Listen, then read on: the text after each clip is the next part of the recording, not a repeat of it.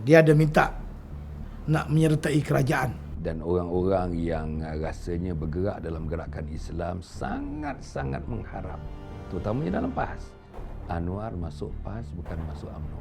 Dr. Mahathir jawab adalah tempat you dalam kerajaan, tapi tak tahu apa lagi lah. Yang sememangnya dia harap nak jadi menteri.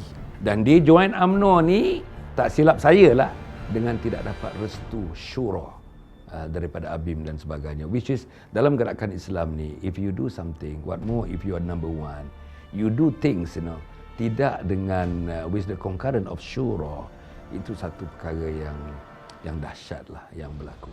Kita sering ketawa bila Anwar Ibrahim mendakwa dirinya sebagai Nelson Mandela, pejuang kemerdekaan Afrika Selatan, atau Aung San Suu Kyi di Myanmar. Itu mungkin mimpinya, tetapi dia berjaya menjadikan mimpinya sebagai mimpi orang lain juga sejak zaman kebangkitan pemimpin revolusionari seperti Fidel Castro, Ho Chi Minh, Che Guevara dan lain-lain lagi.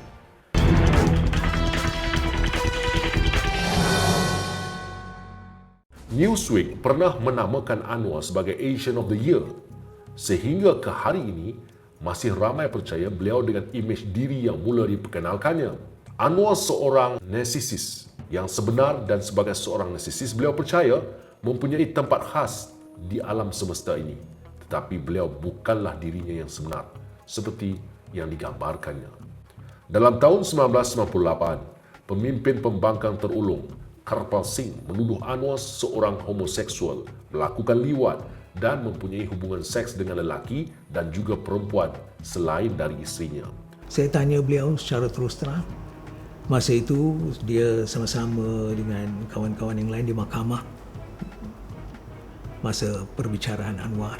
Dan saya tanya beliau, adakah ini benar? Ya, beliau menafikan.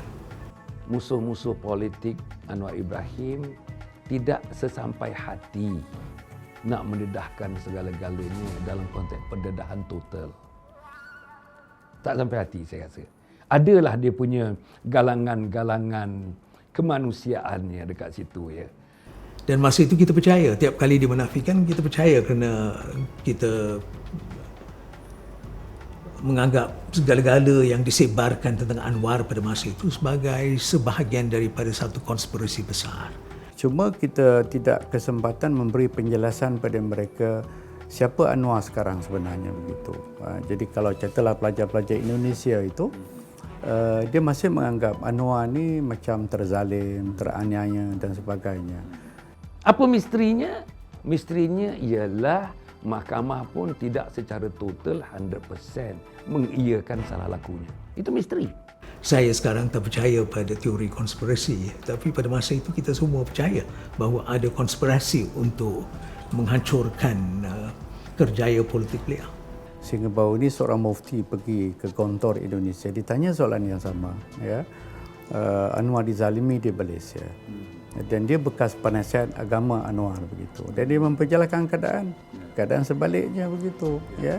Dengan berbagai bencana, dengan berbagai perkara yang menimpa dia, tapi dia masih timbul lagi dan dia tidak tenggelam. Seharusnya ilmu logika mengatakan manusia macam ni dah tenggelam dah, tetapi dia masih timbul lagi. Sebab ada manusia yang bagi pelampung dekat dia. Jadi maklumat seperti ini tak sampai kepada tokoh-tokoh di Indonesia. Tak sampai pada Habibie, tak pandai sampai pada Habib Adi Sasono. Kalau nak disampaikan itu juga, dia sudah mental block. Siapa yang bagi pelampung tu? Yang bagi pelampung tu kita tengok. Teman-teman yang mengharapkan sesuatu daripada dia dalam PKR. Teman-teman PAS yang dinamakan Anwar Rinas, juga pada set politik itu yang melimpahkan pelampung kepada dia.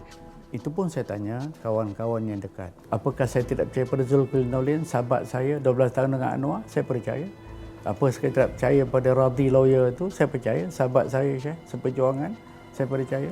Apakah saya tidak percaya pada Haji Ismail Mina? Saya tahu dia dan Anwar pun sangat hormati dia. Apalagi saya sebagai sahabat. Kami sama-sama di Yayasan Anda, sama membina ABIM, Syekh. Apa kepentingan Ismail Mina? Kena nak rapat atau menolak Anwar? Tak ada. Begitu, Syekh. Mungkin kerana tradisi etika ulama yang nak menjaga kepribadian seseorang, tak mahu memalukan seseorang. Akhirnya ulama pun setengahnya seronok berdiam diri daripada mengemukakan fakta-fakta. Kami nyatakan ini kan kerana ia satu kebenaran. Begitu saja, kan? Bukan kerana kami diupah, kami dibeli, no. I have my own principle. Saya kata yang benar-benar. Tak semua dalam kerajaan tu patut saya sokong. Tapi banyak dalam kerajaan yang berbenafat, saya sokong begitu. Dan saya bukan orang politik. Begitu. Saya orang akademik dan pendakwah. Itu stand saya. Jadi pada saya ulama-ulama yang sedemikian ni, kalau dia mendiamkan diri dan sebenarnya menyelewengkan jutaan lagi manusia, ulama ni harus tanya kepada diri dia sendirilah, whether he is a true ulama atau he is a pseudo ulama. Dia kena tanya diri dia. Di dalam suatu sidang akhbar, Karpal Singh mendesak Mahathir menjelaskan kenapa orang seperti ini masih kekal dalam kabinetnya dan meminta Anwar dipecat. Namun Mahathir tidak mempercayainya seperti beliau tidak percaya bahawa Anwar akan mencabarnya. Tetapi kami telah mengetahui lebih awal bila menemui sepejuk surat yang ditulis oleh Chandra Muzaffar meminta Anwar supaya tidak meneruskan langkahnya untuk memaksa Mahathir meletak jawatan ketika negara dilanda krisis keuangan. Isteri dia kata ni anugerah Tuhan. Kata isteri dia lah. Yelah anugerah lah, tapi saya nak namakan Anwar ni apa benda kalau kira pelakon lebih hebat daripada Shah Rukh Khan. Maklumat yang ada pada saya kan, kena peringkat awal bila Tun Mahathir mengambil langkah memecat Anwar, saya pun tidak puas hati. Sebab daripada tahun 82 sehingga tahun 98 kan, banyak sumbangan Anwar pada negara. Dan memang bila saya dapat tahu Anwar dipecat, saya antara orang pertama sampai ke rumahnya. Saya masih ingat lagi begitu. Ya, concern saya. Begitu. Dia terjawab surat saya yang dihantar pada bulan Mac 2002. Tapi selepas beberapa bulan beliau jawab. Juga dalam bentuk surat yang tertulis dan begitu kasar bahasa yang beliau gunakan. Beliau menafikan segala-galanya, itu memang style beliau, menafikan segala-galanya, dan dia mengecam saya, ya, macam-macam frasa dan sindiran dan sebagainya dalam surat beliau. Saya terjawab beliau kerana saya menganggap bahawa ini adalah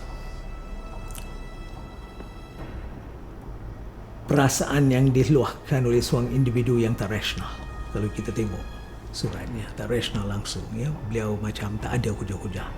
Beliau hanya cuba mempertahankan pendirian beliau tanpa hujah-hujah yang kokoh, ya. So saya macam tak memberi perhatian kepada surat beliau.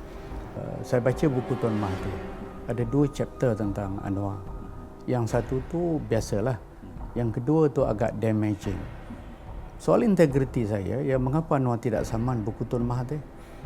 Ya, kalangan orang-orang tertentu membuat pendedahan tentang hubungan skandal dengan Anwar. Sepatut mesti disaman.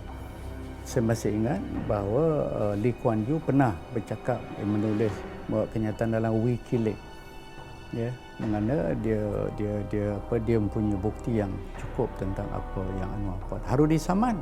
Ini soal integriti. Ini yang bermain di kepala saya kan. Apabila ada isu kan, contohnya Anwar tidak saman, tidak ambil tindakan, tidak ambil langkah. Memang